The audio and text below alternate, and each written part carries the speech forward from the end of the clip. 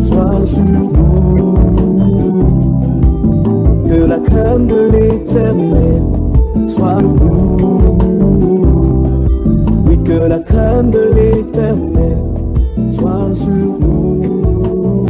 Je veille sur mes amis, je sur tout ce que je veille sur mes je veille sur tout ce que je veille sur mes je veille sur tout ce que je veille sur mes yeux, je veille sur tout ce que je regarde. Que la crainte de l'Éternel soit sur nous. Que la crainte de l'Éternel soit sur nous. Que la crainte de Dieu, que la crainte de l'Éternel soit sur nous. Oui, que la crainte de l'Éternel soit sur nous. Bonsoir à tous, salut à vous mesdames, messieurs, bienvenue à ce programme, à ce énième rendez-vous de votre émission radiophonique. Que la crainte de l'Éternel soit sur nous. Tous les vendredis désormais 20h30, 21h50 sur Dynamique FM avec Élise Etondé à la mise en onde ce soir. Nous vous souhaitons la bienvenue. Frère Junior, bonsoir. Bonsoir Billy, bonsoir à notre technicien encore dont la force est encore renouvelée aujourd'hui par le Seigneur. Bonsoir à tous ceux qui nous écoutent, ceux qui sont dans les hôpitaux, dans les voitures, ceux qui passent par des moments difficiles dans le monde entier, ceux qui passent également par des moments difficiles, qui ont perdu des êtres chers dans l'attentat de France. Merci à tous ceux qui nous écoutent encore ce soir. On reviendra sur ça tout à l'heure. 70 minutes entre vous et nous, mesdames, messieurs. Au téléphone, SMS et appel direct 20 minutes avant la fin de l'émission. 6 71 34 54 14 6 91 60 02 84. Bienvenue une fois de plus, une chanson pour donner du rythme au début de ce programme.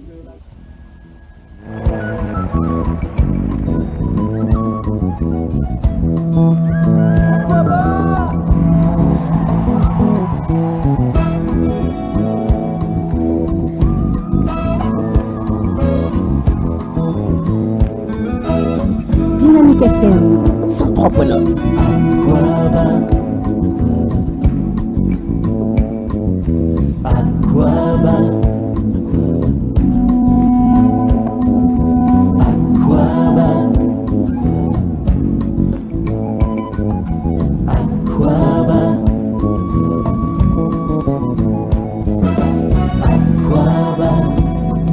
Jésus-Christ, Aquaba, Saint-Esprit, Aquaba, Hosanna, Aquaba, Alléluia. Toi qui désaltères par la vie et arrose la terre jour et nuit de la bienveillance de ton cœur et de l'abondance de tes pleurs. Aquaba, Jésus-Christ, Jésus-Christ, Aquaba, Saint-Esprit, Saint-Esprit, Aquaba, Hosanna, Hosanna. Aquaba, Hosanna, groupe EXO, Aquaba, à ne pas confondre avec Aquaba. Donc Aquaba du groupe EXO qui veut dire bienvenue en une langue parlée en Afrique, je crois que c'est le Tui. À ne pas confondre avec Aquaba, A-K-U-A-B-A, qui veut dire la divinité de la fertilité africaine qui n'est qu'un démon, n'est-ce pas, Frère Junior? Absolument, absolument. Et donc c'est Aquaba du groupe EXO qui nous souhaite la bienvenue, veut dire bienvenue en une langue parlée en Afrique. Et nous souhaitons, mesdames et messieurs, la bienvenue à ce programme qui dure 70 minutes, au travers duquel vous serez forcément éclairé au travers des Saintes Écritures par le Frère Junior, invité constant et permanent. Vous et nous au téléphone par SMS d'ores et déjà au 6 71 34 51 4 14 6 91 60 02 84. Appel direct désormais pour 5 minutes avant la fin de l'émission. Frère Junior, Oui. la semaine dernière, pendant qu'on était ici à offrir à nos auditeurs vos enseignements, Oui. certains se faisaient tuer en France. Oui. Les kamikazes se sont livrés à cœur joie à des attentats suicides qui ont entraîné la mort de plusieurs personnes. Oui. Et maintenant, c'était un vendredi 13. Oui. Un vendredi 13 qui n'est pas, qui ne passe pas inaperçu dans les annales humains, Oui. qui est très célèbre. D'ailleurs, il y a des films qui sont dédiés à cela. Oui. J'aimerais donc qu'on s'attarde un petit peu, sur ce vendredi 13 et le nombre 13, parce que vous êtes homme spirituel et donc vous êtes la personne la mieux placée pour nous donner des explications sur ce nombre 13 ou encore le vendredi 13. Oui. Mais avant ça, j'ai pu relever quelques textes y afférents. Oui. À l'instar de ce texte que je vais donc lire à l'instant pour que vous ayez des inspirations, que vous ayez des points à partir duquel vous allez éclairer ceux qui écoutent l'émission tous les vendredis désormais à partir de 30 minutes. Je suis à votre service. Et donc vendredi 13 sur le calendrier grégorien, vendredi 13 est un vendredi qui tombe le 13e jour du mois. Ce jour a pour particularité d'être associé à une superstition présente dans certaines cultures qui est en fait un jour de malheur pour certains ou de chance pour d'autres. Il existe au minimum un vendredi 13 dans l'année vu le fonctionnement du calendrier courant dit grégorien. Une superstition fait de cette date dans certaines cultures un jour de malheur ou au contraire un jour de chance. Oui. L'origine de la superstition pourrait venir d'une légende nordique du nord de l'Europe. Vendredi était le nom de Frigga, la déesse de l'amour et de la fertilité. Est-ce un démon, frère Junior?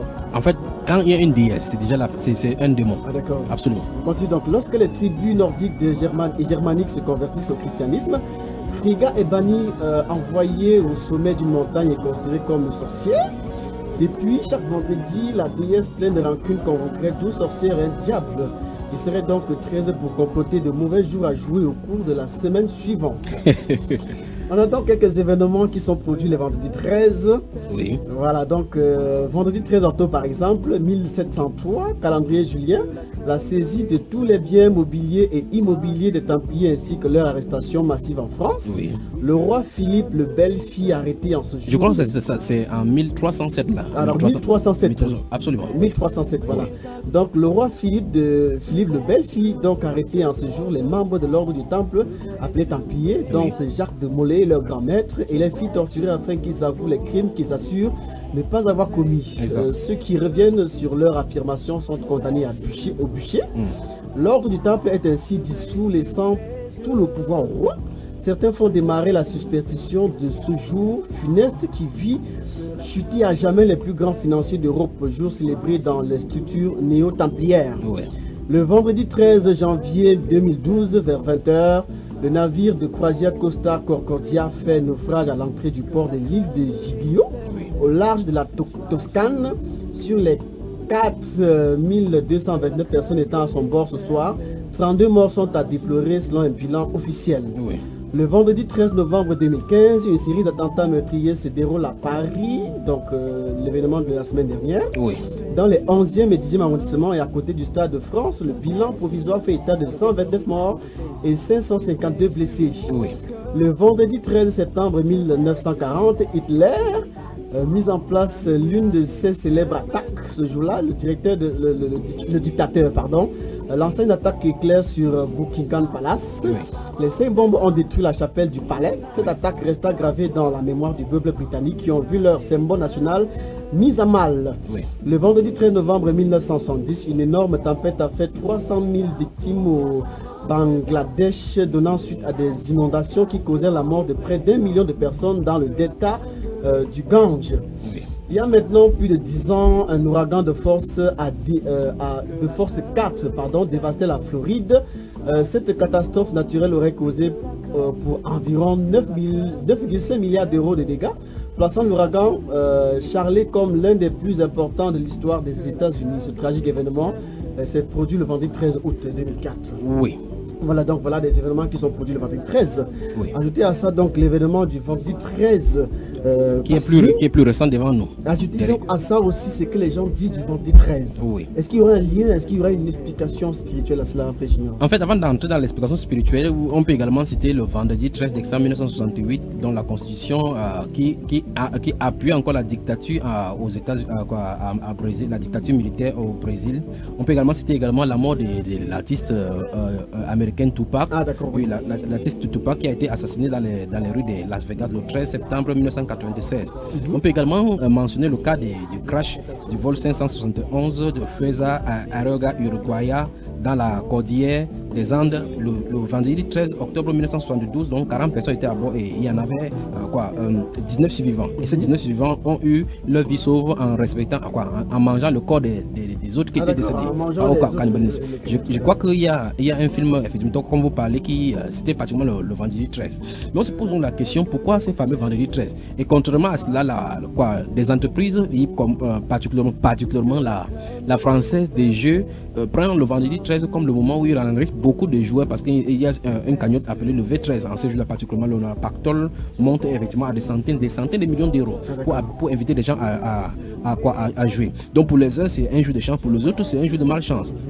Et comme vous avez cité dans votre introduction, nous voyons effectivement que plusieurs événements effectivement nous poussent à poser des questions. D'aucuns parlent des superstitions et nous voyons effectivement que c'est dans le calendrier grégorien que ça se passe. Et le calendrier grégorien a un cycle égal à 400 ans. Effectivement, lorsqu'on voit effectivement la répétition des différents jours de ces 13, on voit effectivement que ça arrive avec un cycle régulier. Donc ça veut dire que sur 400 ans, on peut effectivement savoir quels sont les différents jours où ça peut arriver. C'est pour ça, par exemple, en 2015, par exemple, vous allez remarquer que en février 2015, il y avait un vendredi 13. Le 13 mars, il y avait un vendredi 13 mars. Et le vendredi 13 novembre, que nous avions effectivement où les attentats sont passés. En 2016, par exemple, Dieu merci, il y aura un seul vendredi qui sera le vendredi 13. Ce sera le vendredi 13 mai. En 2017, il y en aura deux. Donc le 13 janvier, puis le 13 octobre. En 2018 également, jusqu'en 2020, il n'y en a que deux. Et ça arrive avec les différentes connotations qu'on peut savoir. Donc c'est comme une règle mathématique qui a été positionnée. Il faut remarquer que le calendrier julien a été réformé le 15 octobre 1582. Et depuis cette réforme-là, ça a été fixé, le cycle grégorien de 400 ans a été fixé avec les années bissextiles et les années normales telles que prônées par ce calendrier. Vous savez effectivement que les années bissextiles, normalement le calendrier julien, tous les jours avait une équitable répartition des 28 jours. Mais à l'issue de cette répartition, de cette réforme du calendrier julien, on a effectivement vu maintenant qu'il y avait des mois qui étaient rallongés. Et en fonction donc des débuts des mois, des débuts de l'année, le dimanche par rapport à l'année bissextile ou bien un vendredi, on voit effectivement qu'on peut avoir jusqu'à 3 vendredi 13 au courant d'une année bissextile. Donc en fait, qu'est-ce que cela veut dire? Ça veut dire qu'en fait, il y a une règle mathématique établie de façon naturelle. C'est vraiment de façon naturelle que c'est établi ainsi. Que les vendredis 13 sont automatiquement... Par qui, en fait, il y a des choses inexplicables. Par exemple, Severinos Brogue a... C'est la raison pour laquelle on fait cette émission sur le vendredi 13. Et nous sommes effectivement là maintenant par rapport à cela. Je vous en ai dit donc... Je rappelle avant tout que c'est pour la première partie, parce que la deuxième partie, on aura affaire au discours, au très célèbre discours historique de Léopold II sur le christianisme, Frère Junior. Ok. Donc nous voyons effectivement dans le premier cas que vous avez mentionné le cas de ces personnes, les Templiers qui avaient été arrêtés par Philippe, appelé le Bel, Philippe, le roi de France et brûlé. Nous voyons effectivement que cette chose-là a été perpétuée, les événements ont été popularisés par le roman de Maurice Druon, dans son roman Les Rois Maudits. Par la suite, ça a été particulièrement divulgué par le célèbre Dan Brown dans Son Da Vinci Code. Nous voyons effectivement qu'au fur et à mesure qu'on répète la chose, ça commence à prendre vie dans le cœur humain et la superstition est là. Maintenant, nous allons remarquer que selon les positions géographiques dans le monde entier, vendredi 13 n'a pas la même signification. Au mieux, les numéros maudits n'ont pas la même signification. C'est pour cela que nous allons voir particulièrement en Espagne, dans le pays Espagne et dans les pays d'Amérique latine, on ne craint pas le vendredi 13, mais le mardi 13. C'est le mardi 13 qui est craint là-bas, car le mardi est placé sous le signe de Mars, le dieu de la guerre dans la mythologie romaine. Ce jour est également associé à la planète rouge, synonyme de destruction et de violence. Donc pour le cas des pays d'Espagne et de l'Amérique latine, c'est le mardi 13 qu'on craint. Maintenant pour le cas en Italie, c'est le 17 et non le 13 qui est à craindre. Pourquoi? Parce que la peur des 17 vient du fait que le chiffre 17 en écriture romaine s'écrit XVII. Pour ceux qui me comprennent, ils comprennent effectivement que 17 s'écrit parce que X représente 10, V représente 5 et il y a I qui sont 1 et 1, donc ça veut dire que c'est 10, 5 et 1 qui veut dire 17. Et cette écriture XV11 est un anagramme de V qui est le 5 encore, I, X, I. Donc VI, en lecture, on peut lire Vixi, qui signifie en latin j'ai vécu. Et c'est que quand quelqu'un dit j'ai vécu, ça suppose par là qu'il est mort. C'est pour ça que la crainte en Europe, particulièrement dans le pays de la zone latine, montre clairement qu'eux ils ont peur des chiffres différents, et non du 13. En Chine, pour eux, c'est le 4 qui se prononce par exemple Shi, la mort qui a redouté.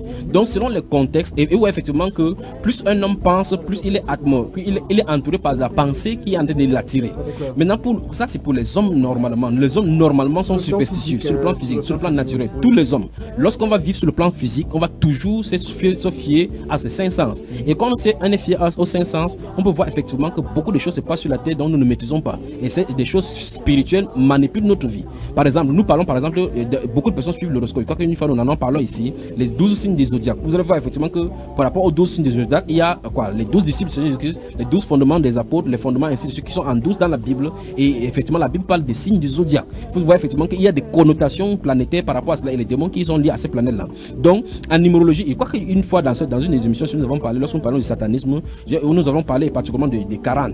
Le moment viendra, Dieu voulant, nous allons en parler particulièrement des chiffres 1, 2 et les significations spirituelles.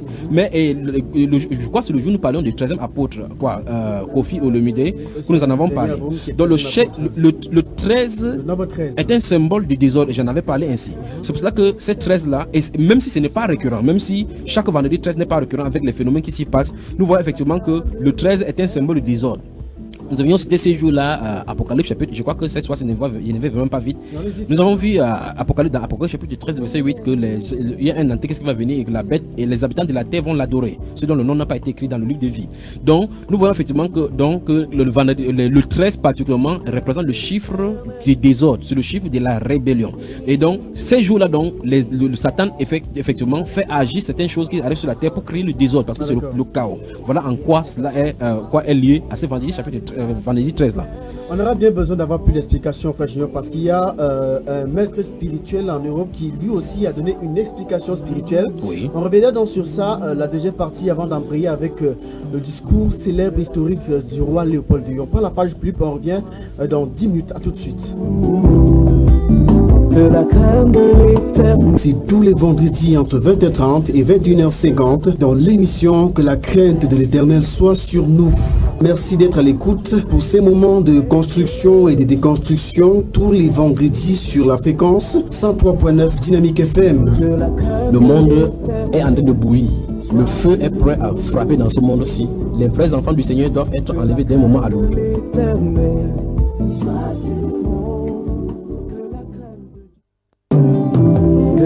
La question que Dieu nous pose, c'est celle du psaume 4 qui dit « Fils des hommes, jusqu'à quand ma gloire sera-t-elle outragée? Jusqu'à quand ma gloire? Jusqu'à quand moi qui suis Dieu, il nous dit, je serai outragé, méprisé. Jusqu'à quand ?» C'est ce qu'il te dit ce soir. Jusqu'à quand tu vas continuer à vivre dans la folie, dans l'insouciance, en faisant comme si tu n'avais rien entendu? Jusqu'à quand aimerez-vous la vanité? La vanité. Chercherez-vous le mensonge? Et c'est dans ces temps que nous sommes. J'aimerais vous dire que Dieu permet ces temps. Pourquoi Dieu permet ces temps? Parce que Dieu sonde nos cœurs, sonde les cœurs de ce monde. Dans le monde dans lequel on vit, on va bientôt voir clairement, comme ce sera le cas lors de son retour, deux catégories de personnes, ceux qui sont à Dieu et ceux qui ne le sont pas. Parfois, même en tant que pasteur, on se pose la question, est-ce que lui, il est vraiment sauvé? Est-ce qu'il est vraiment à Christ? Le temps vient où la différence, elle sera claire. Et Dieu laisse le diable être à l'œuvre, comme cette parole terrible des Thessaloniciens le dit, pour éprouver nos cœurs, pour voir si on a l'amour de la vérité. Et je peux vous dire que dans le monde dans lequel on vit, ceux qui ont l'amour de la vérité, ils vont être obligés de sortir de cette génération perverse et d'une certaine manière de prouver leur foi. On est sauvé par la foi seule, mais ils seront obligés de montrer la différence. S'il y a quelque temps on était certainement plus connectés à Dieu et moins dans ce monde puissant et virtuel qui fait de nous des fous, c'était peut-être plus difficile de voir la différence. Mais dans ce monde de fous dans lequel on vit, la différence se fait de plus en plus claire. C'est pourquoi on ne peut plus se moquer de Dieu. Ceux qui sont à lui, ceux qui n'outragent pas sa gloire, mais qui glorifient son nom, qui ont entendu sa voix pour revenir à lui, qui sont sortis de la folie, qui se sont réveillés de ce somnifère diabolique qui nous endort, Dieu les connaît. C'est facile de dire dire je suis connu de Dieu, mais ma question ce soir, c'est est-ce que Dieu te connaît? Comme le dit l'Épître aux Romains, ceux que Dieu connaît, comment on discerne cela? C'est ceux qui ont lâché, qui ont quitté l'iniquité, qui sont sortis du péché, sortis de cette Babylone, de cette ville perverse, de cette tour de Babel qui s'élève contre Dieu, mais qui va être détruite, confondue, et pas dispersée jusqu'aux quatre coins de la terre, mais jusqu'aux quatre coins des enfers. Que nous ne soyons pas des moutons qui ne réfléchissent pas, des moutons qui passent leur vie à brouter ce que la vie leur donne à manger, et alors subitement, en un instant, partent un jour à l'abattoir. Vous savez, vous avez qu'à observer des moutons et vous comprendrez ce que je veux dire. Ils passent leur vie à brouter. Alors après, on les met dans un autre champ quand il n'y a plus d'herbe. Alors ils mangent de l'herbe, certainement qu'ils voient des pâquerettes différentes alors. Et ils passent leur vie à brouter ce que la vie leur donne, ce que les champs leur donnent, jusqu'au jour où on les prend et on les amène à l'abattoir. Et c'est ce que le monde vit. On est des vulgaires moutons. Pourquoi? Parce qu'on veut faire comme si Dieu, le bon berger, n'existait pas. Quand vous prenez le blanc mélangé avec du noir, c'est le gris, la confusion. Confusion. Et qui dit confusion dit quoi? Babylone. Alléluia. Voilà pourquoi il faut que vous compreniez ces choses-là. Ou vous êtes blanc, ou vous êtes noir. Ou vous êtes chrétien, ou vous êtes mondain. C'est simple, vous devez choisir le camp. Amen. Ou vous devez choisir de suivre la parole de Dieu, la saine doctrine. La saine doctrine. Ou bien suivre le mélange et aller à la confusion. Amen. C'est Jésus le chef suprême de son royaume.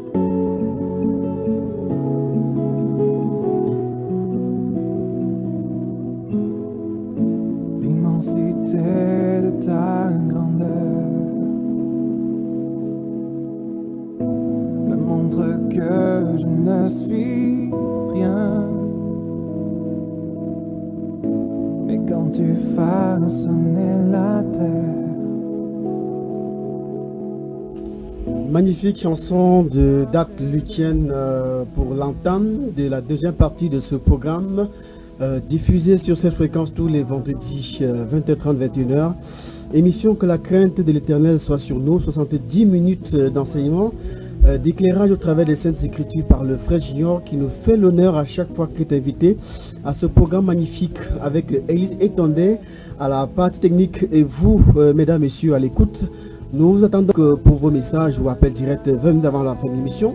Les messages, c'est déjà possible donc au 6 71 34 54 14, 6 91 60 02 84 et aussi les 243 08 24 44 pour les appels directs 20 minutes avant la fin de l'émission. Bonsoir à Michel qui est à l'écoute, qui nous a fait montre, qui nous a exprimé en fait son impatience. Frère Junior, avant d'aller à la pause des 10 minutes réservées à l'espace pub, on était donc à parler du vendredi 13. Il faudra que nous y habitions désormais dans cette émission de vendredi également. Ah d'accord. Et donc vendredi 13, dans le vendredi 13 et le nombre 13 à la fois. On était donc analysé le côté parce que vous avez très clairement et de manière informationnelle fait état de ce que ça donne sur le plan physique dans le monde, dans les annales humains. Oui. Et donc il était question que vous nous expliquiez un tant soit peu ce que ça nous donne de comprendre dans le domaine spirituel. Oui. Le 13, le vendredi 13 ou encore le nombre 13. Oui. Pour cela donc je vais donner la lecture d'une analyse qu'a donné un maître spirituel en Europe, donc qui s'appelle Médard Kouassi, qui est chercheur spirituel, médecin holistique, écrivain spirituel et conférencier. C'est quoi, c'est sorcier ça? Un sorcier encore, un sorcier moderne.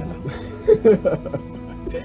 Les anges de la mort ont survolé Paris. Je rappelle qu'il a fait sa sortie suite donc à l'information qui... aux attentats du vendredi 13. Ouais. Voilà, donc il dit donc les anges de la mort ont survolé Paris. Le 13 est un amplificateur. Il n'est pas négatif dans son essence, il amplifie les énergies en sa présence, en plus positif ou en plus négatif. Vendredi est le jour régi par la planète Vénus, la planète de l'amour, mais l'homme par son libre arbitre peut transformer l'amour en haine, et ce fut le cas ce vendredi. On voit effectivement que l'homme n'a pas transformé ces choses-là en haine. Ce sont des plans qui sont perpétués dans le monde des ténèbres. Ce n'est pas l'homme qui le fait, ce sont des forces obscures qui travaillent au milieu des hommes comme ça. Il dit là que Vénus, la planète de l'amour. Oui, absolument. C'est ce que tous les jours là sont les connotations. L'une est mis pour une divinité. Mars, comme on a vu chez les Européens là, que Mars c'est le dieu Mars, c'est le dieu Mardi c'est attribué à Mars, le dieu de la guerre. Vendredi, donc effectivement c'est Vénus. Nous voyons effectivement que nous sommes dans la connotation. Je vous ai dit, nous sommes dans la calendrier grégorien, le calendrier vraiment païen. Est-ce que Dieu a décidé ainsi, frère? Dieu n'a pas décidé. C'est quand on parle de calendrier grégorien, c'est Grégoire, c'est le nom d'un être humain qui s'est mis là-bas et a concocté des choses. C'est pas le calendrier que suit Dieu. Les événements, ça nous sert seulement des boussoles pour essayer de nous comprendre sur le plan humain. Mais ce qu'il en est, c'est que Dieu a son calendrier et fonctionne selon son calendrier. Et de la même façon, Satan a son propre calendrier. Souvenez-vous que ces gouvernants-là, s'ils font ces choses en faisant ces calendriers-là, c'est selon l'ordre donné par Satan. Si on a le temps, on pourrait parler des solstices d'hiver, solstices d'été, l'équinoxe de printemps, et ainsi de suite. C'est les jours magnifiques où les satanistes travaillent à cœur joie et en pleine lune. Ce sont des choses qui ne sont pas cachées. Mais on va parler des mythologies, parler des superstitions pour pousser les gens à banaliser les choses et par derrière, Satan est en train de travailler. Je crois bien qu'à l'occasion, on pourra faire une émission là-dessus. Dieu voulant. Et donc, je poursuis la lecture. Je cite ce Médakwasi. Le 13-11-2005 égale 5. Donc, il a additionné donc 13-11 et 2005 qui a donné le nombre 5. Oui. Est le chiffre de la brutalité dans son aspect négatif. Le groupe rock qui jouait au cœur de Paris dans le 10e s'appelle Death Angel Metal Group, groupe métallique des Anges de la Mort. Absolument. Ils jouaient ce jour même où il y a l'attentat à Paris. Et enfin, de toute façon, ce n'est pas le groupe rock n'a pas le quoi d'implication. Quand je dis l'implication, c'est pas le fait que le groupe rock jouait, parce que ce n'est pas leur premier concert. Ce n'est pas ça qui a fait des temps que je dis donc, ce sont des forces obscures qui sont des manipulées, parce qu'il a de parler d'amplifier l'énergie. On parle là de l'égrégore, donc les mauvaises énergies. Ce ne sont pas les énergies, ce sont des démons. C'est le plan démoniaque derrière qui sont des ici. Oui. Ah d'accord. Le choix de la salle du concert du Bataclan n'est pas fortuite. En effet, pour que l'onde négative puisse se propager aux 5 autres points d'attaque et obtenir l'effet recherché, il fallait le provoquer en son centre. Ce centre étant occupé par les anges de la mort, Dead Angel Metal Group, les énergies négatives et brutales ne pouvaient qu'être amplifiées par le choix de la date le vendredi 13-11-2015 égale 5 afin d'obtenir le maximum de morts et créer la psychose. Lorsque le jour de l'amour est transformé en jour de haine avec la présence sur scène des anges de la mort, amplifié par le 13 avec l'utilisation des armes métalliques, Metal Group, Kalachnikov, cela donne la mort à grande échelle, 129 morts et 352 blessés.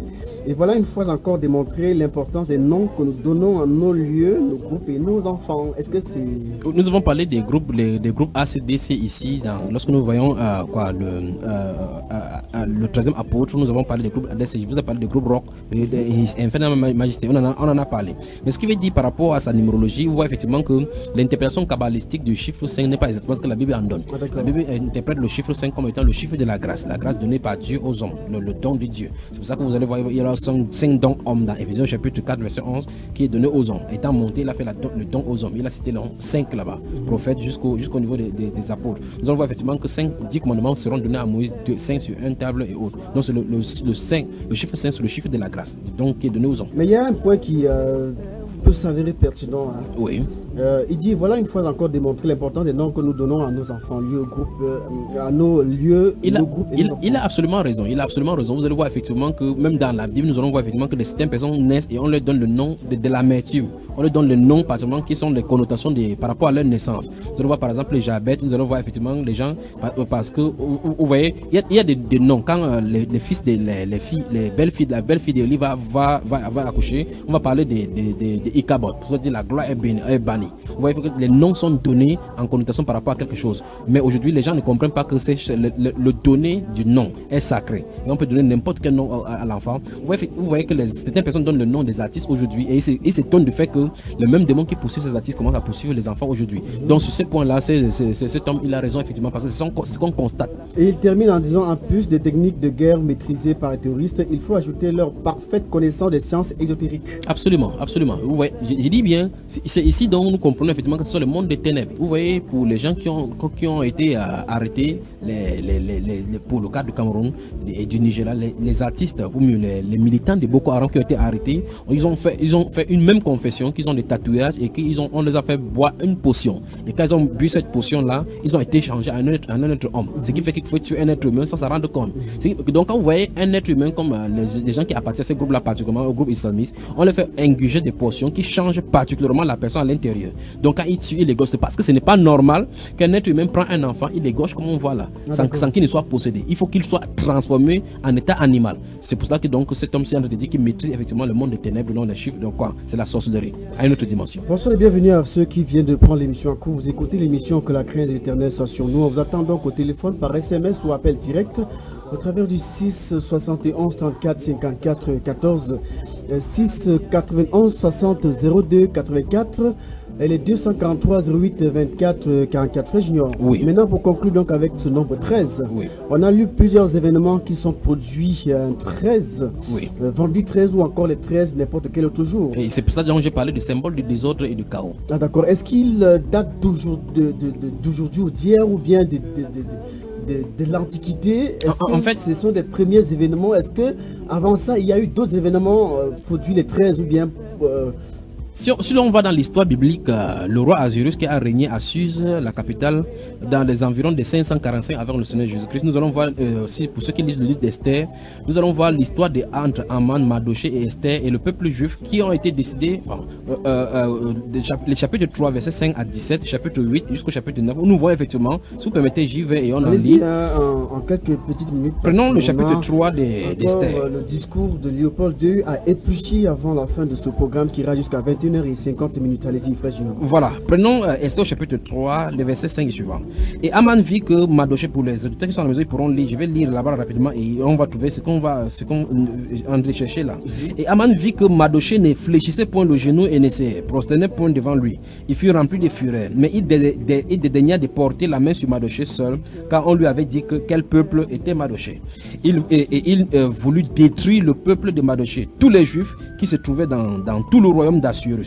Verset 7 dit: au premier mois, qui est le mois de Nissan, la 12e année du roi d'Assyrus, on jeta le pur, c'est-à-dire le sort, devant Haman pour chaque jour et pour chaque mois jusqu'au 12e mois, qui est le mois d'Adar. Verset 8: alors Haman dit au roi Assyrus: il y a dans toutes les provinces de ton royaume un peuple dispersé et à part parmi les peuples, ayant des lois différentes de celles de tous les peuples et n'observant point les lois du roi. Il n'est pas dans l'intérêt du roi de le laisser en repos. Si le roi le trouve bon, qu'on écrive l'ordre de les faire périr. Écoutez très bien, de les faire périr. Et je pèserai 10 000 talents d'argent entre les mains des fonctionnaires. Pourquoi on arrive? Donc, j'arrive là pour continuer tout à l'heure. Allez-y, frère. Ok, verset 10 dit: le roi ôta son anneau de la main et le remit à Haman, fils d'Amadadar, de l'Agadite, ennemi des Juifs. Et le roi dit à Haman: l'argent t'est donné et ce peuple aussi, fais-en ce que tu voudras. Qu'est-ce qui va se passer?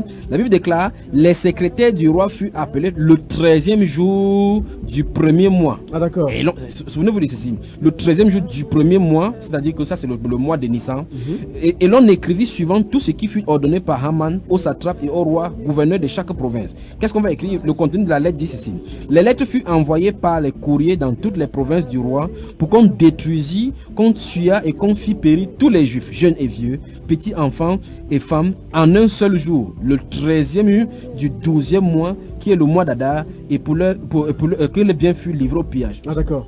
Donc nous voyons effectivement que la décision est prise le 13 du premier mois, le mois de Nissan, et la décision, c'est-à-dire la note écrite est écrite le 13e jour du premier mois, c'est-à-dire le mois de Nissan, c'est-à-dire entre mars et avril. Oui. Et dans cette écrit-là, il est question que les Juifs meurent le 13e jour. Donc l'ordre est donné le 13e jour pour qu'il soit exécuté le 13e jour. Le 13e jour. Et en fait, Dieu, vous savez que dans le livre d'Esther, c'est le seul livre où il n'y a pas Dieu, mais la providence de Dieu a poussé de telle enseigne que plus tard, on connaît l'histoire d'Esther, l'intercession d'Esther avec les jeûnes et prières, ça va tourner en leur défaveur, en défaveur de Haman. Effectivement, nous lisons au chapitre 9, effectivement, que à partir du verset 14, et le roi ordonna de faire ainsi, l'édit fut publié dans Suse. On pendit les 10 fils d'Aman et les Juifs. Donc nous voyons effectivement que les Juifs vont prendre la revanche. Ces jours-là, ce sont les Juifs plutôt qui vont détruire, qui vont gagner, parce qu'il y a des événements, c'est parce qu'on n'a pas le temps. On devait introduire. Que les gens qui sont à la maison lisent l'histoire, ils vont voir effectivement qu'en fait, nous venons ici pour montrer que ce sont des événements qui sont passés le 13. Donc le 13, et remarquez très bien qu'ils choisissent sur le plan humain, ils choisissent de façon libérale comme ça le 13, mais derrière, il y a des forces qui travaillent pour que ça se passe comme ça, parce que c'est en ce moment-là que les énergies sont libérées pour que ce soit propice. Parce qu'il y a des jours exacts, des choses pour certaines choses différentes dans le monde des ténèbres. Il y a des sacrifices que Satan n'agréera pas un certain nombre de jours. C'est pour ça que vous voyez que, par exemple, qu'en fin d'année, les personnes qui voyagent souvent, il y a des causes d'accidents, il y a des zones et des dates précises pour des sacrifices humains. Donc il faut que les gens comprennent effectivement que sur le plan humain, il n'y a pas de protection contre Satan en dehors du Seigneur Jésus-Christ. Parce que ceux qui sont à Jésus-Christ ne peuvent pas avoir à subir toutes ces choses-là. Est-ce que en quelques minutes, une petite question avant qu'on sorte sur cette question du 13 et le vendredi 13 avant de avant de sortir, avant d'embrayer avec le discours de Léopold II, Oui. est-ce donc à dire que ce nombre 13 ou encore le vendredi 13 est à craindre par qui que ce soit? Oh, oui, ceux qui ne sont pas à Jésus-Christ doivent craindre et redouter n'importe quoi. Et même les chats noirs, redouter l'eau, redouter quand le vent passe du sud vers l'Orient. Quel qu'en soit ce qu'il en est, ce n'est pas tout le monde qui doit craindre. Parce que la Bible déclare que celui qui se confie en l'Éternel a un appui ferme. Ah, d'accord. La Bible déclare dans ces Proverbes chapitre 10, là, au verset 18, la Bible dit que le juste se trouve, quoi, le nom de l'Éternel est une tour forte. Le juste s'y réfugie et se trouve en sécurité. Donc quand nous sommes réfugiés dans le Seigneur Jésus-Christ, la Bible déclare que 1000 tombent à notre côté et 10 000 à notre droite, nous ne serons pas atteints. Donc les mondains ont tout à craindre, puisqu'ils doivent craindre même leur propre vie. Comment faire donc alors pour s'en sortir? Dans le monde, on ne peut pas s'en sortir, sauf les chrétiens peuvent s'en sortir. Et pendant qu'on y est, les événements malheureux, souvenez-vous, s'il y a des événements sur le plan économique, ça touche tout le monde, y compris même les chrétiens. Souvenez-vous que lorsque le prophète Élie a prophétisé dans 1 Roi chapitre 17, lui-même il a subi sa propre prophétie. Quand il a dit qu'il ne peut pas pleuvoir jusqu'à ce que sa parole, le torrent a dû sécher et il a cherché l'eau à boire jusqu'à ce qu'elle allait prendre l'eau et la nourriture d'une veuve. Donc vous voyez effectivement que nous pouvons subir, mais nous allons subir sous le regard du Seigneur, sur le regard tout-puissant, sur la main tout-puissante du Seigneur Jésus-Christ, et il va nous garder pour cela. Bienvenue une fois de plus à ce programme. Je rappelle que les appels directs, c'est 20 minutes avant la fin de l'émission. Ce qui est possible déjà, c'est les SMS. Donc vous pouvez déjà envoyer des SMS qui seront lus à l'antenne. Mais pour les appels directs, c'est 20 minutes avant la fin de l'émission. On va donc embrayer maintenant avec le discours du roi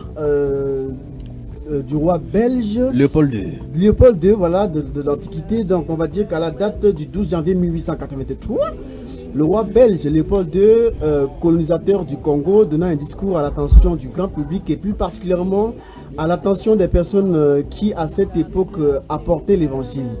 C'était des prêtres, des pasteurs, des missionnaires venus de l'Occident pour annoncer l'évangile en Afrique, à qui le roi belge donna les instructions sévères au travers d'un discours qui traverse le temps, suscite et alimente les débats, crée les divisions, donne aux uns la latitude d'haïr les blancs, donne aux autres d'haïr les chrétiens et insulte à cette occasion le Dieu créateur.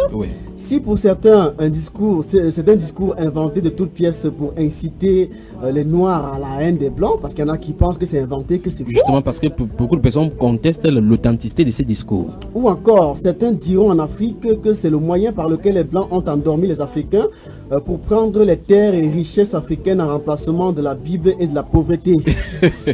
Sans se laisser entraîner par les opinions de certains, d'autres affirment que c'est le moyen par lequel le Seigneur a fait entrer l'évangile en Afrique. Oui, je suis d'accord. Des questions fusent et abondent de tous bords autour de ces discours cruels et destructeurs selon la conscience de ce Nebuchadnezzar des années 1883. Des réflexions et débats se sont suscités au fil du temps et de l'histoire, cherchant ainsi une réponse à tout ce qui se fait sous le soleil par les uns au détriment des autres.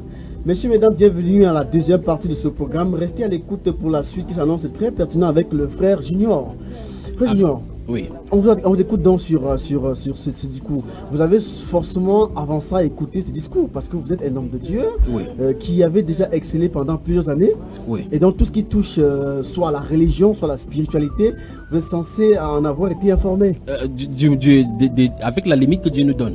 Mais en fait, tous ceux qui ont fréquenté, ou même ceux qui n'ont pas fréquenté, ont ce discours-là parce que ça pollue sur Internet maintenant depuis ces années. Et depuis encore, lorsque le brin du panafricanisme s'est levé, beaucoup de personnes se taguent sur ce discours pour essayer d'asseoir leur idéologie et ça amène et ça incite. C'est pour ça que les groupes dont tu as mentionné là-bas ont effectivement raison du fait que ça suscite de la haine et de l'aversion contre ce qu'on appelle les blancs aujourd'hui. Or, nous sommes sur une terre où les uns et les autres doivent s'entraider. Qu'on le veuille ou pas, nous sommes sur la même terre. Nous avons le même soleil, nous avons les mêmes pluies, nous avons les coups d'eau qui nous lient et nous avons un but précis, c'est que l'humanité doit réussir à quelque chose. Avant donc de procéder à l'analyse de ce discours, je propose qu'on l'écoute. C'est l'élément sonore qu'on écoute avec Élise Etondé qui assure toujours la page technique de ce programme. Que la crainte de l'Éternel soit sur nous. Que la crainte de l'Éternel soit sur nous. Du roi Léopold II à l'arrivée des missionnaires au Congo belge, de voir des prêtres et pasteurs blancs dans cette patrie. Révérend père, pasteurs et chers compatriotes, soyez les bienvenus dans notre grande patrie du Congo belge. La tâche qui vous est confiée de remplir est très délicate et demande beaucoup de tact. Prêtres et pasteurs, vous venez certes pour évangéliser. Mais cette évangélisation s'inspire de notre grand principe, avant tout, les intérêts de la métropole. Le but essentiel de votre mission n'est point d'apprendre aux Noirs à connaître Dieu. Ils le connaissent déjà, depuis leurs ancêtres. Ils prient et se soumettent à Nzambi Mpunu, que je sache, et aussi à Nzambi Mawezi. Ils savent que tuer, voler, coucher avec la femme d'autrui, calomnier, insulter, est mauvais. Ayons le courage de l'avouer, vous ne venez pas leur apprendre ce qu'ils savent déjà. Votre rôle est essentiellement de faciliter les administrateurs et les industriels, c'est-à-dire que vous interpréterez l'évangile de la façon qui sert le mieux vos intérêts dans cette partie du monde. Pour ce faire, vous veillerez entre autres à désintéresser nos sauvages noirs des richesses dont regorge leur sous-sol, afin d'éviter qu'ils s'y intéressent ou qu'ils nous fassent une concurrence meurtrière, rêvant un jour à nous déloger de cette partie avant que nous ne nous enrichissions. Votre connaissance de l'Évangile vous permettra de trouver des textes qui recommandent et qui font aimer la pauvreté. Par exemple, « Heureux les pauvres, car le royaume des cieux leur appartient. » Il est plus difficile pour un riche d'entrer au ciel qu'à un chameau de passer par le trou d'une aiguille, etc. Vous ferez donc tout pour que les nègres aient peur de s'enrichir pour mieux mériter le ciel. Les soutenir petit à petit pour qu'ils ne se révoltent jamais un jour. Les industriels et les administratifs seront obligés de se conformer à ce que je vous recommanderai, à vous prêtres et pasteurs blancs, de temps en temps, pour vous faire craindre, de peur de courir à la violence, injurier, battre. Il ne faudra pas que les nègres ripostent ou se nourrissent de vengeance. Pour cela, vous leur renseignerez par tous les moyens et vous insisterez pour qu'ils suivent l'exemple de tous les saints qui ont tendu les joues, qui ont pardonné les offenses, qui ont reçu les crachats et les insultes sans tressaillir. Il faudra les décourager et les détacher de tout ce qui pourrait leur donner le courage de nous affronter. Je songe ici spécialement à leurs nombreuses fétiches de guerre qu'ils prétendent ne point abandonner. Votre action doit porter essentiellement sur les jeunes, afin qu'ils n'hésitent point de nous saluer. Quand le commandement du Père est en contradiction avec celui des missionnaires, qui sont les pères spirituels de leurs âmes, vous insisterez particulièrement sur la soumission et l'obéissance, même aveugle. Cette vertu se pratique mieux quand il y a absence de critique. Apprendre aux élèves à croire et non à raisonner. Ce sont là, chers prêtres, pasteurs et compatriotes, quelques-uns des principes que vous appliquerez sans faille. Vous en trouverez beaucoup d'autres dans les livres et textes qui vous seront remis à la fin de cette séance. Vous verrez donc ce que je recommanderais à vous, prêtres et pasteurs blancs. Évangélisez les Noirs jusqu'à la moelle des os, afin qu'ils ne se révoltent jamais contre les injustices que vous leur ferez subir. Faites-leur réciter chaque jour « Heureux ceux qui pleurent, car le royaume des cieux leur appartient ». Convertissez les Noirs au moyen des chicottes. Gardez leurs femmes à la mission pendant 9 mois, afin qu'elles travaillent pour vous. Courtisez-les s'il le faut, et exigez ensuite à ces convertis qu'ils offrent en signe de reconnaissance des bonnes viandes, poules, coqs et œufs, chaque fois que vous visitez leur village. Faites tout pour éviter que les Noirs ne deviennent riches. Pour ce faire, chantez-leur chaque jour qu'il est impossible à un homme riche d'entrer dans le royaume des cieux. Faites-leur payer une taxe chaque semaine à la messe de dimanche. Détournez cet argent prétendument destiné aux pauvres pour avoir des magasins importants là où vous êtes, paroisses, procures. Transformez vos missions ainsi en de gros centres commerciaux florissants et aidez légèrement les pauvres pour encourager d'autres blancs à investir régulièrement.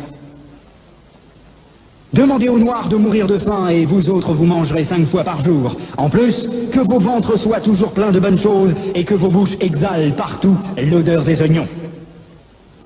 Instituez pour eux un système de confection qui fera de vous de bons détecteurs pour dénoncer tout Noir à une prise de conscience pour la revendication de l'indépendance nationale. Enseignez une doctrine que vous ne mettrez pas en pratique, et peut-être s'ils vous demandent pourquoi vous comportez-vous contrairement à ce que vous prêchez, répondez-leur, vous les Noirs, suivez ce que nous lisons et non ce que nous faisons. Et s'il réplique en disant qu'une foi sans œuvre est une foi morte, fâchez-vous en appliquant le fouet et répondez-leur, heureux ceux qui croient sans protester.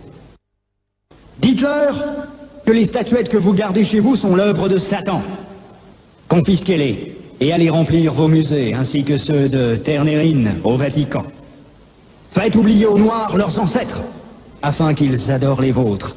Ils ne les écouteront jamais, par exemple, les saintes, la Vierge Marie, Sainte Thérèse, Saint Martin. Faites-leur prier en les mettant à genoux comme punition et obligez-leur à réciter le chapelet 10 fois ou plus. Ne présentez jamais une chaise à un noir qui vient vous voir. Ne l'invitez jamais. Donnez-lui tout au plus une cigarette. Ne l'invitez jamais à manger avec vous, même s'il égorge pour vous une poule ou un coq, chaque fois que vous arrivez chez lui. Bref, lorsque vous aurez accompli tout cela, notre pays, la Belgique, sera très riche, et c'est plus tard seulement, lorsque les Noirs auront compris que nous essayerons de les aider pour l'amour de Dieu, car on ne réveille pas un chakidor. Je vous en remercie vivement. Le roi des Belges. 6 71 34 54 14 6 91 60 02 84 243 08 24 44. Appel direct ou SMS, Frère Junior. Oui. C'est ce que vous avez écouté. Hein? À tout en riant. On dit que c'est vrai, on dit que c'est faux, d'autres disent que c'est vrai. Dans ce cas, il faut analyser sur plusieurs angles. Ah d'accord. Est-ce à rire, à pleurer? J'ai ri depuis quand il suivait le discours, parce qu'en réalité, si je n'avais pas suivi le discours, je n'avais pas lu le contenu de ces documents dans mon dans mon plus tendre enfance, en fait, j'aurais dit ce soir que c'est de la comédie, que Frère Billy, vous nous entendez nous jouer un sale tour encore ce soir. Au moins, on devrait donc avoir avec vous l'analyse minutieuse, voilà, de ce discours. Voilà. Parce qu'il y en a qui sont cons, il y en a qui sont avec. Oui. Il y en a qui s'en plaignent, il y en a qui en félicitent, qui se prévoient même de ça. Hein. Comme toujours, chaque sujet qu'on va mettre sur le plateau, il y aura toujours des pour et des contre. C'est comme ça, le monde est ainsi fait. Il y a toujours le négatif et le positif. Bon, maintenant, dans ce discours, il y en a plusieurs choses. En fait, si on avait du temps, on pourrait prendre et avec un stop, on suit le discours, chaque phrase déclarée par celui-là. Enfin, souvenons-nous, ce n'est pas sa voix qui est posée sur cette écoute, c'est le discours qui est lu maintenant par une personne pour donner du tonus au document. Ah, maintenant, parce qu'en fait, le roi ne pourrait pas dire des choses comme ça, là, enregistrées et divulguer comme cela. Maintenant, ça me pose un problème. Mais la réalité de ce qui est enseigné et de la façon dont on a appris la religion et que le monde vit, ou bien la partie africaine, donc, puisque c'est de dont il est question, vit la chose aujourd'hui, commence à montrer une certaine réalité là-dedans. On se dirait si ce n'était pas réel, comment se fait-il que certains aspects de ce qu'il a dit là-bas se trouvent effectivement là. Maintenant, prenons le cas où ce n'est pas le cas où c'est vrai. Supposons donc que c'est vrai, que ce discours est authentique, qu'il ait eu à tenir ce discours véritablement en invitant les prêtres et les pasteurs en disant que vous allez en Afrique évangéliser. En fait, vous devez servir aux intérêts de l'administration, comme il a dit. Il a dit que c'est l'intérêt de la métropole. Il a dit que les Africains connaissent déjà Dieu, ils prient déjà. Ce sont des choses à analyser. Maintenant, nous nous trouvons dans les années 1800 où l'Afrique n'a pas encore reçu le livre de la Bible révélé. Parce que dans le cas de Cameroun, nous allons voir après ça que les premiers missionnaires qui vont arriver, ils vont venir tout juste ici devant nous à Douala. Et l'école qu'ils vont bâtir, effectivement, le collège Afres Saké, c'est un des célèbres collèges de cette ville qui a formé beaucoup de personnes de cette ville. Et paradoxalement, ça a formé les intellectuels qui combattent ces blancs-là aujourd'hui. Donc maintenant, ce sont des choses vraiment à analyser. Maintenant, si cet homme-là, il réunit donc dans ce discours, il dit bien en supposant que cela est vrai, il réunit donc les pasteurs et les prêtres. Ça rejoint ce que je vous ai dit chaque fois sur ces antennes, qu'il y a les pasteurs selon les hommes et les pasteurs selon Dieu. Un pasteur ne se trouverait même pas dans ces conciliabules parce que ce n'est pas un homme de l'État de donner les directives de ce qu'un homme doit prêcher. Ça, c'est la première des choses. La première chose, c'est si un homme est un pasteur de Dieu, un prêtre de Dieu, un prêtre ça veut dire sacrificateur. Un sacrificateur du Dieu très haut, il écoute les paroles de Dieu parce que la Bible déclare que celui qui a entendu ma parole dit mes paroles aux êtres humains.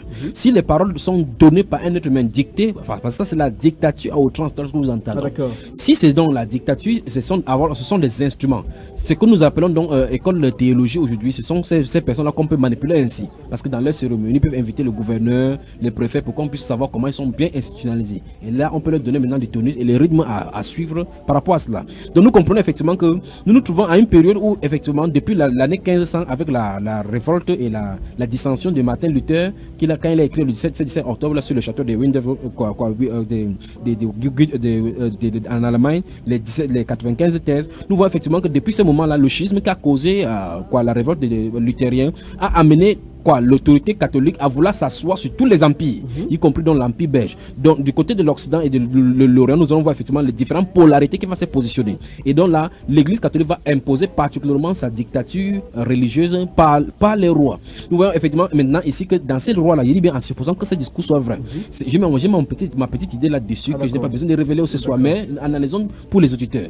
Donc lorsque je suis en train de dire, je parle par rapport à ces rois parce que les rois d'un côté, donc les papes utilisaient l'autorité de l'État comme un bras séculaire, un bras militaire pour pouvoir asseoir leur autorité spirituelle. De l'autre côté, effectivement, comme nous voyons dans ce discours, les rois également voulaient utiliser la religion comme bras pour pouvoir embrasser les gens, à se soumettre à eux. C'est ce que nous voyons effectivement dans ce discours. Donc c'est le partenariat gagnant-gagnant. D'un côté, les juifs, les religieux sont censés aller asseoir l'autorité papale. Ils parlent des prêtres, en même temps les prêtres et les pasteurs sont assis. Et nous voyons effectivement que nous sommes à 200 ans, 300 ans de la discorde entre l'Église catholique et les protestants. Donc, parce qu'ils parlent, le discours parle en même temps, dans cette même assemblée se trouvent les pasteurs et les prêtres. Nous voyons effectivement que la collaboration n'a pas encore lieu, le schisme est toujours vécu. Donc nous voyons donc que l'État et l'Église collaborent et chacun veut gagner et chacun veut tirer profit. Il dit donc que vous allez pour l'intérêt de la métropole, comme j'ai noté dans ce discours-là. Il dit que les Noirs connaissent déjà Dieu, il faut faciliter l'administration. Donc l'église, les religieux sont censés venir faciliter l'administration. Mettons-nous dans le cas où il est en train de dire que les Africains connaissent Dieu. Après, il a cité le nom des divinités qu'il prie. Or, maintenant, ici, donc, c'est le mensonge tout simplement. Là, il a en train de parler de la morale. Parce qu'il dit, par exemple, coucher, que tu ne tueras point, et les gens connaissent déjà. Or, la loi morale, tout le monde entier le connaît. Tout le monde entier connaît effectivement la loi morale. C'est pour ça que la loi morale est commune à toutes les religions. Mais la révélation de l'évangile, parce qu'il a dit que vous allez pour prêcher l'évangile. S'il savait effectivement ce que c'est que l'évangile, il saurait que l'évangile ce n'est pas la morale. L'évangile, la Bible déclare que l'évangile concerne le Fils Jésus. Prenons le livre des Romains, si vous le permettez. Je rappelle, mesdames, messieurs, que vous pouvez envoyer des messages ou appeler en direct au travers du 6 71 34 54 14 6 91 60 02 84 et aussi les 243 08 24 44. On est ensemble jusqu'à 21h et 50 minutes. Allez-y, frère. L'évangile veut dire bonne nouvelle. Voilà. Maintenant, dans Romains chapitre 1, les versets 1 à 4, qu'est-ce que la Bible déclare? La Bible dit: Paul, serviteur de Jésus-Christ, appelé à être apôtre, mis à part pour annoncer l'évangile de Dieu. Par la suite, ce n'est pas le point là. Maintenant, il y a une virgule. L'évangile de Dieu qui avait été promis auparavant de la part de Dieu par ses prophètes dans les Saintes Écritures. Dans les Saintes Écritures, il y a une promesse d'une bonne nouvelle qui arrive. Et il appelle ça l'évangile de Dieu. Après, jusque là, le point n'est pas dans cette phrase, parce qu'il continue. Et qui concerne son fils, né de la postérité de David, selon la chair, et déclaré fils de Dieu avec puissance, selon l'esprit de sainteté, par sa résurrection d'entre les morts, Jésus-Christ notre Sauveur. Donc il s'agit de la bonne nouvelle du Seigneur Jésus-Christ à prêcher aux païens. Donc les païens ne connaissent pas le Seigneur Jésus-Christ. C'est pour ça que vous voyez effectivement cette moralité-là, qu'on essaie de dire que avant que les disciples, et je vais toucher l'aspect du fait des intérêts des Blancs, maintenant, dans notre état moderne. Lorsque nous voyons effectivement, dans ce discours, nous voyons comment il dit effectivement que vous allez prêcher l'évangile, mais vous n'avez rien à leur apprendre, vous ne pouvez pas leur apprendre Dieu. Le but de l'évangile, ce n'était pas d'apprendre Dieu. La Bible déclare qu'autrefois, vous savez, permettez-moi également de lire également cela. Éphésiens chapitre 2. Éphésiens chapitre 2, permettez-moi de trouver rapidement. Éphésiens au chapitre 6, 71, 34, 54, 14, 6, 91, 60, 02, 84, rappel direct ou SMS. La Bible nous dit clairement ici, dans Éphésiens au chapitre 2, à partir du verset 11, c'est pourquoi vous, autrefois païens, dans la chair, et ici païen c'est tout le monde sauf les peuples juifs. Vous autrefois, et ce n'est pas seulement les Africains, y compris les Européens, c'est pour ça que il y a tellement de choses à dire. C'est pourquoi vous autrefois païens dans la chair, appelés incirconcis par ceux qu'on appelle circoncis. Vous voyez, on met en contraste ici les circoncis et les incirconcis. Les circoncis sont les juifs, les incirconcis sont tout le monde entier en dehors des juifs. Il dit appelés incirconcis par ceux qu'on appelle circoncis et qui le sont en la chair par la main de l'homme. Souvenez-vous, il s'adresse aux païens, souvenez-vous, vous étiez en ces temps-là sans Christ, privé du droit de cité en Israël, étranger aux alliances de la promesse, sans espérance et sans Dieu dans le monde. C'est la Bible qui le dit. Pourtant, ils avaient déjà cette loi morale. Ils avaient la loi morale. Puisque dans Romains chapitre 2, la Bible déclare que lorsque les païens qui n'ont point de la loi obéissent eux-mêmes ce qui est écrit dans la loi. Vous voyez effectivement, la Bible déclare que ça montre que l'œuvre de la loi est écrite dans leur cœur. Donc c'est aux Juifs que l'apôtre Paul a décrit dans Romains chapitre 2 en disant, en fustigeant le fait que les Juifs ont la loi mais ne marchent pas d'après la loi. Donc qu'est-ce que la Bible nous? La Bible nous révèle clairement qu'avant que Christ ne vienne être révélé dans le cœur, tous vivaient dans les ténèbres, pas seulement les Africains, y compris les Européens dont on parle. Donc vous voyez effectivement, il y a des choses qui m'amusent lorsque les gens entendent les gens tenir des discours. Qu'on soit de bonne moralité. De bonne moralité ou pas. Il ne s'agit pas d'avoir de bonne moralité. Confucius a de bonnes moralités. Les Dalai Lama ont des enseignements de bonne moralité. Les musulmans ont les enseignements de bonne moralité. En fait, comme je dis ici, toutes les religions ont les enseignements de bonne moralité. Mais là n'est pas le problème. Dieu n'a pas dit qu'il faut être bon pour entrer. Non. Nous on n'entre pas la grâce, pas le moyen de la foi. Et cela ne vient pas de nous. Comme Ephésiens chapitre 2 nous dit. Donc, la révélation des Écritures nous enseigne que, Dieu avait caché certaines choses dans le temps passé par les écrits des prophètes. Ça a été manifesté maintenant par la venue, la mort et la résurrection du Seigneur Jésus-Christ. Et maintenant, c'est cette bonne nouvelle de la gloire de notre Seigneur, grand Dieu et Sauveur Jésus-Christ, qui est prêché dans le monde entier. Et c'est ça qu'on doit prêcher. Vous voyez effectivement, et lorsqu'on prêche cela maintenant, on doit vivre maintenant par rapport à cela. C'est pour ça que les gens croient effectivement qu'on est sauvés. La Bible déclare que nous ne sommes pas sauvés. Dans ce même Éphésiens au chapitre 2, les versets 5 et 6, la Bible déclare que nous sommes sauvés par la grâce, par le moyen de la foi. Ce n'est point par les œuvres afin que personne ne se glorifie. Donc vous allez voir comment les gens vont commencer à se comparer, que moi je ne pêche pas comme telle personne, je ne vais pas dans le péché. Ce n'est pas ça dont c'est les questions. Il faut en être délivré du péché. Et chacun, qui le veut ou pas, qui l'accepte ou pas, qui croit aux doctrines du péché originel, qui le croit ou pas, il vit et il est dans le péché. Parce que la Bible déclare que toute personne qui sort du ventre est déjà pervertie. C'est ce que la Bible déclare. Donc cet homme-ci, Léopold II, en donnant des instructions aux pasteurs et autres là-bas, montre clairement que ces pasteurs qui sont assis devant les prêtres ne viennent pas de Dieu. Parce que les prêtres ne viennent pas enseigner la morale au peuple. Parce que la Bible déclare, comme on a lu ici dans ce Romains chapitre 1, que l'évangile concerne le Fils Jésus-Christ qui a été promis par les prophètes dans les Écritures. Ça c'est un. Et la Bible déclare que les païens étaient sans Dieu dans le monde, sans espérance, sans Dieu dans le monde. Donc tous ceux dont, et c'est ici que je touche donc mes amis africains, qui essaient de parler de la religion des Africains avant que les Blancs ne viennent, voyez, on met toujours l'accent sur, il y a toujours un brin de racisme. L'évangile ne concerne pas les Blancs, parce que ce ne sont pas les Blancs qui l'ont initié. L'évangile est commencé par le Juif, parce que c'est le plan de Dieu pour l'humanité. Jésus a dit, dans ce Jean chapitre 4, là c'est Jésus, notre Seigneur, qui en a dit, il a dit que le salut vient des Juifs. Ça a commencé à l'Orient, c'est monté au septentrion, c'est allé maintenant à l'Ouest, ça vient maintenant en Afrique, maintenant ça va retourner à l'Orient. Ça va quitter ici, maintenant ça va retourner à l'Orient, chez les Juifs. C'est le parcours de Dieu, les 4 points cardinaux. Dieu a décidé ainsi. Mais le point de départ, ce n'est pas en Europe, c'est depuis chez les Juifs. Parce que Dieu a choisi son peuple. N'empêche à ceux qui disent que Dieu n'a pas de peuple sur la terre, il a son peuple à lui. Comme Zacharie, le père de Jean-Baptiste, a dit dans Luc chapitre 1, verset 68, que selon laquelle le Seigneur a visité son peuple. Donc, il a son peuple qu'il a choisi pour donner ses oracles. Et à partir de ces oracles-là, il devait manifester sa gloire au reste des peuples en tirant les peuples qui sont dispersés. Comme le prophète dit qu'il va ajouter à Israël déjà réuni un peuple nouveau-né qui va racheter. Et Romains chapitre 11 nous montre clairement que Israël est tombé dans l'endurcissement jusqu'à ce que la totalité des païens entre. Donc il y a un ministère qui devait être prêché au milieu des païens. C'est pour ça que donc, le Seigneur a choisi donc l'apôtre. Il a dit, Paul, apôtre du Seigneur Jésus-Christ par la volonté de Dieu. Et si vous regardez dans le verset 4 et 5 donc, de ces Romains chapitre 1 que j'ai lu, vous allez voir effectivement qu'il a été instruit, chargé d'instruire et d'annoncer cela aux païens pour amener les païens à l'obéissance de la foi. Donc les pasteurs n'avaient pas pour mission d'aller enseigner l'administration aux gens. Et curieusement, c'est pour ça qu'il dit que si nous voyons l'aspect de ce que nous voyons aujourd'hui au milieu des peuples africains, on se poserait la question si oui ou si vraiment c'est les messages et les injonctions de Léopold n'ont pas été enseignés à la lettre. Puisque nous voyons effectivement comment les prêtres effectivement construisent et ont de vastes territoires dans chaque pays où ils arrivent. Prenons le cas des catholiques. Vous allez voir les vastes terres qu'ils ont. Les prêtres vivent n'importe comment dans le luxe, mais les gens sont pauvres effectivement. Et maintenant, frère Junior, puisque vous affirmez que ces personnes ne venaient pas de Dieu parce que venant de Dieu n'écouteraient jamais les instructions. Absolument. Est-ce que donc il est à apprécier ou à déprécier ce Léopold II avec son discours? En fait, quel qu'en soit l'instrument que nous avons entre les mains, en fait, il dit bien, je suis encore dans le cas où, en supposant que le discours était vrai, parce que c'est à partir de cela, à partir de ce discours que désormais les missionnaires étaient voguant en Afrique, dans les zones africaines pour pouvoir faire entrer le soi-disant évangile dans le milieu. Et Dieu merci, nous avons aujourd'hui maintenant les Bibles aujourd'hui avec nous. Nous avons cela. Maintenant, j'ai dit, si Léopold II, oui ou non, en répondant à votre question, est alloué. Ce n'est pas à lui alloué parce qu'il est à être un instrument entre les mains du Seigneur. Peut-être ça va surprendre les gens. Le son Hitler, parce que Hitler, peut-être on peut me dire que non, il était trop sadique. Nebuchadnezzar, donc vous avez cité ici dès le départ, était un instrument de main de Dieu. La Bible l'appelle le marteau des nations. Dieu l'appelle le lion qui va utiliser pour terrasser les nations. Dans le livre d'Ézéchiel au chapitre 38, je dis ici parce que ceci n'a pas encore été accompli. La Bible parle du roi du Nord, parlant de la Russie, ce que la Russie va faire dans la suite des temps. Dieu dit clairement que le moment va venir où Dieu va l'arracher, doit le mettre le mâchoire, le crochet et l'attirer pour qu'il descende avec un peuple devant lui pour aller attaquer Israël. d'Israël. Le moment va venir, il va venir avec la suite des personnes devant lui. Donc ce sont les instruments entre les mains de Dieu.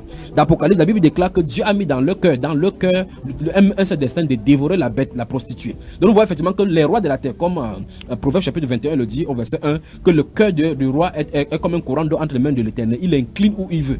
Dieu a dit sur la terre, par exemple, par rapport à Pharaon, que j'étais suscité à dessein pour montrer en toi ma puissance. Donc la rébellion, l'endurcissement du cœur de Pharaon, c'était Dieu qui le faisait pour montrer sa puissance. Dieu était une sorte de serviteur de Dieu. Exactement. Qui faisait entrer l'évangile en Afrique. Absolument, puisque l'évangile va finalement entrer. Il dit bien sûr, nous tenons dans le terrain où c'était vrai ce discours-là. C'est parce que Dieu utilise tous les moyens pour faire entrer l'évangile. Il a utilisé le fait qu'on arrête l'apôtre Paul pour arrêter à Rome. Et à Rome, il a écrit beaucoup de choses et a prêché beaucoup de personnes. Donc il peut utiliser n'importe quel moyen pour pouvoir faire passer son message. Il a parlé des Cyrus dans le livre des Actes de Éphésiens, Ésaïe chapitre 45. Il a parlé de Cyrus longtemps avant que Cyrus ne naisse, en disant que Cyrus est mon oint, il accomplira toute ma volonté. Et Cyrus n'est pas un juif, c'est un roi païen. Et Cyrus effectivement a fait bâtir la maison de Dieu le moment venu. Donc nous voyons effectivement que dans Daniel chapitre 4, lorsque Nebuchadnezzar va voir la vision du grand table, Daniel va venir dire, et dans cette même vision, il voit effectivement que ceci va lui arriver afin qu'il comprenne que le très haut règne sur tous les hommes, sur le règne de tous les hommes, en quelque lieu que ce soit, et il donne le règne à qui il le veut. Et le moment va arriver, Nebuchadnezzar lui-même va confesser cela après les 7 ans qui vont passer sur lui. Pour dire que Dieu, les desseins de Dieu s'accomplissent toujours sur la terre. Et maintenant, frère Junior, revenant toujours sur ce discours de Léopold II, concernant son discours, lui et les Africains, a-t-il fait du bien ou du mal aux Africains? Sur deux angles, selon qu'on se trouve sur le terrain spirituel et sur le terrain naturel, on aura des appréciations différentes.